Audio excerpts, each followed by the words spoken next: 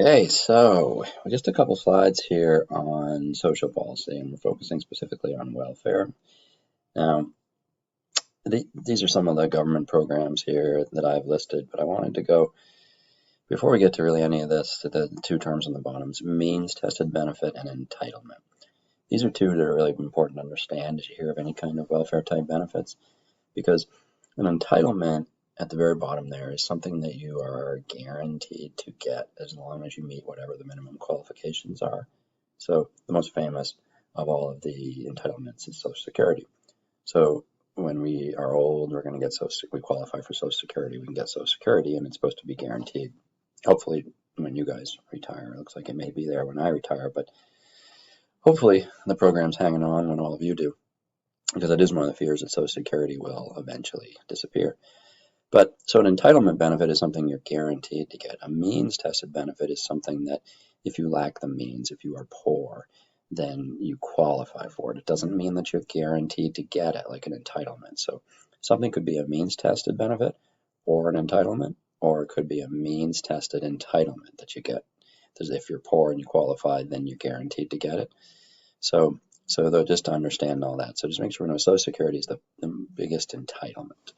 Now, the Social Security Act of 1935 really begins welfare sort of as we know it. I mean, it wasn't exactly like that back then, but Franklin Roosevelt comes in 1932.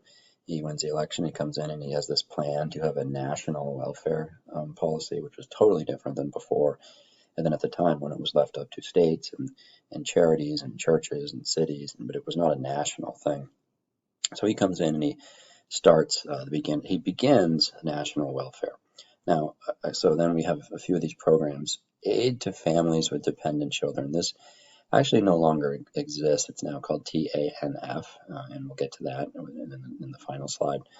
But it used to be called Aid to Families with Dependent Children. This is the most controversial of the types of welfare, because this is when a poor mother maybe has 3 kids at home, and she would sits at home and just gets a check, and someone's lazy and they get a check, and they may not be lazy. I'm thinking about in class. I usually like to get people going here.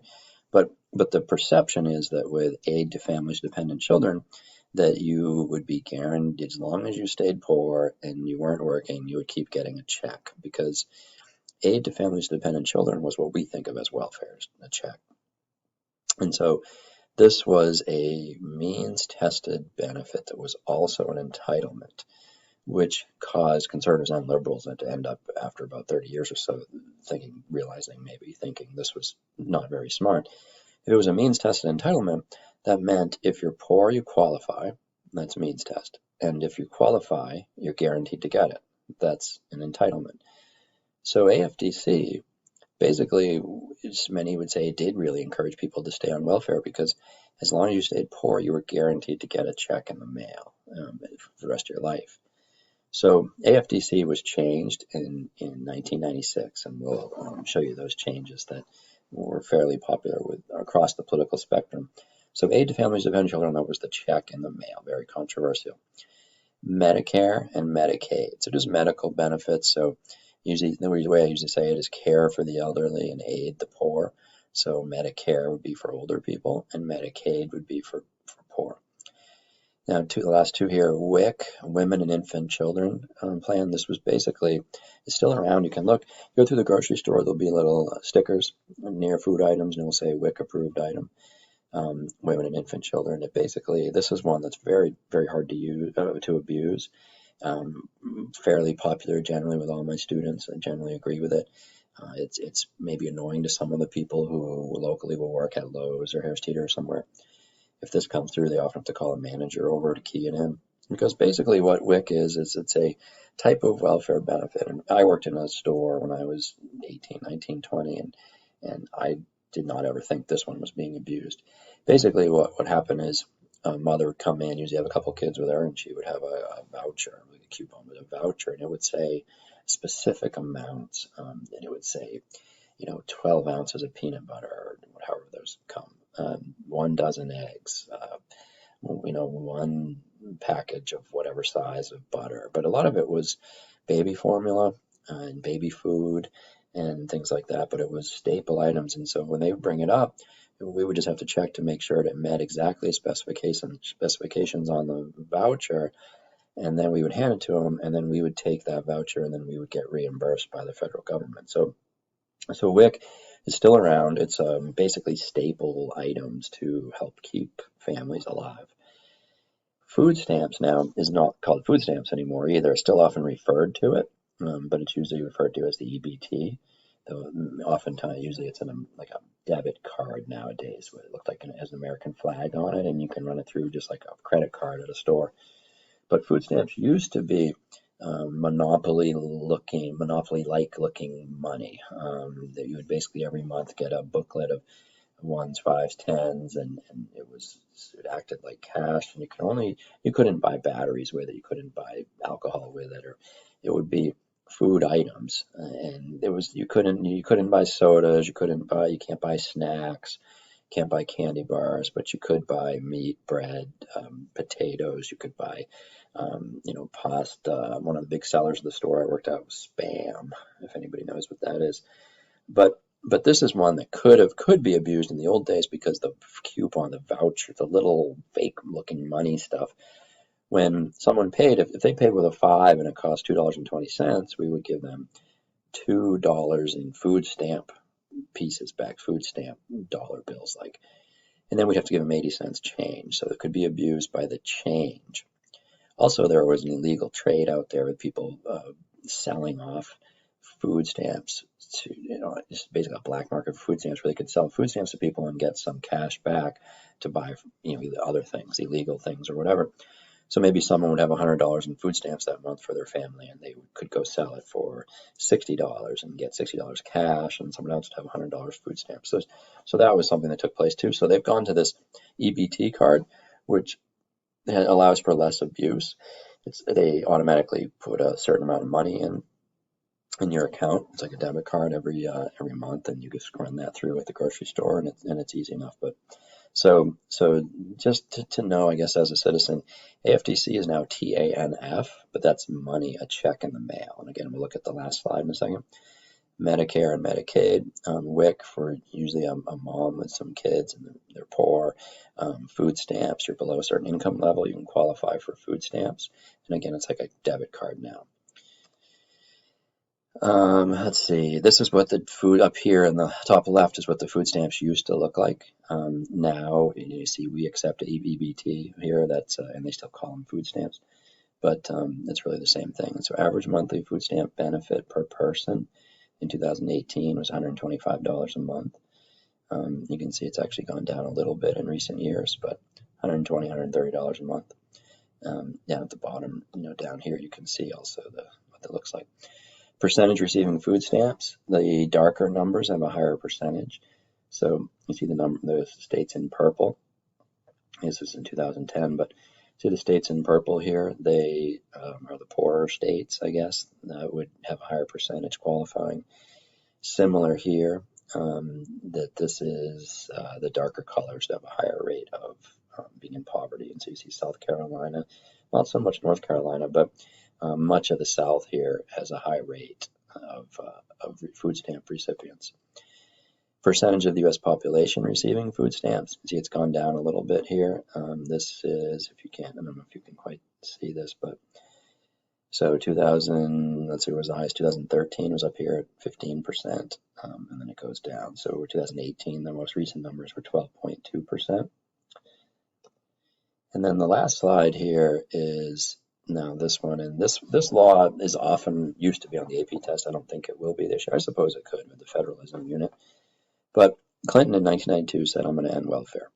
And he didn't end it. And there was no real motivation after he won the election. Well, in 1996, right before the election that year, a month or two before, he and the Republican Congress passed a law, the Personal Responsibility Act, or Welfare Reform Act.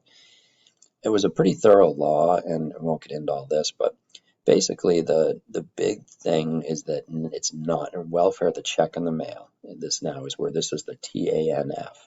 This program is now temporary assistance to needy families, so it's temporary, and people like that. Basically means a check in the mail is not an entitlement. The states now, eligibility determined by states can decide if you get welfare or not. So that's the number one thing to understand about the way welfare was reformed. was that just because you're poor doesn't mean you're going to get it. States decide who get it. And then they did put a whole bunch of limitations here that you can kind of look through. And again, in class, we would debate these a lot. But the number one thing is it's not an entitlement now, and it's decided by state. So if you're just you want to pause it and look over that and see if you agree with that, then it is again controversial. But Democrats and Republicans felt it was a good law. Now, the last part of this, Social Security, we got to make sure we understand Social Security is the fear is it has been disappearing, that it will disappear, that there will be too many people getting Social Security compared to the number of people who will be paying in, and then the older people will be living longer. And so there's been a lot of suggestions on what maybe you could do to reform it. One of them simply to raise taxes. Right now you pay 7.65%. Now it is a flat tax. Everybody pays 7.65%. You can call it overall a regressive tax because if you make in 2020 over this number, you only pay 7.65% on the first 137,000. So if you made 20 million a year, you'd pay a very small percentage, a lot smaller than 7.65. But most Americans make well under 137,000, so most Americans pay 7.65%. And then the earnings limit is 18,240, where if you are, say, 72 years old and you want to collect Social Security and you start to, once you go above that, they start to cut back on your Social Security payments. And that's, fairly controversial. Some people think that once you hit a certain age, whether it's 62 or 65 or whatever, they're saying if we just raise Social Security, if we make Social Security get full benefits, you have to be 70. A lot of people think that would save Social Security, but that is there's a lot of controversy over that because many think like my mother started working when she was 21 or so as a registered nurse. She went to nursing school for 2 years out of college and started out of high school and started working. Was a nurse for 40 years, and so at 62 she started getting Social Security. Because she didn't wait until she was 65, she gets a reduced amount. Whereas if she'd waited until she was 65 back then she could have got her whole benefits. Now I believe it's 66 or 67 to get 100% of your benefits. But some say if we just made people wait until they're 70 to be able to get their full benefits, that would save the system, sort of force people to work longer. But having this limit is almost, some would say, a way to force older people to get out of the workforce, because they're basically, if you want to get your full amount of Social Security, then you don't want to make more than that number. You could have a little side job, and you could be at Walmart 15 hours a week and be a greeter or something. But if you start to work too much, then they would start to cut out your Social Security benefits. The thinking is, if there's some multimillionaire who's racking in the rolling in money and he's still collecting some sort of paycheck, that he doesn't need to get $2,000 a month in Social Security, or whatever that is. So Social Security, again, there's a lot of this that we would argue about and talk about normally in class, but just for a real quick overview, just make sure you understand that older people are going to get Social Security. There's an age they can start collecting it, and there's an age they can get full retirement, and that has been slowly creeping up, but very slowly. So most of you would want to wait till you're, I believe, 66 to get Social Security, and then you can get your whole chunk. Again, it might be 67, I forget. But if you start taking it too early, you're only going to get a fraction, like maybe 50% of what your payments will be for the rest of your life. So for some, there's a little motivation to work those extra couple of years just so you can get that full check. Some people get a lot less in Social Security than others because they didn't put as much in. But it is, you could get the ability to get a couple $1,000s a month.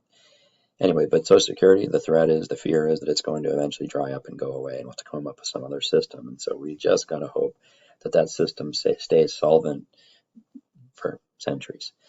Anyway, hopefully we understand all that and get the basics down. Again, this is one of the most exciting 2-3 days or so in class to talk about when it comes to all this social welfare stuff. So again, hopefully we can talk about that at some point here too. So thank you very much for paying attention, and have a great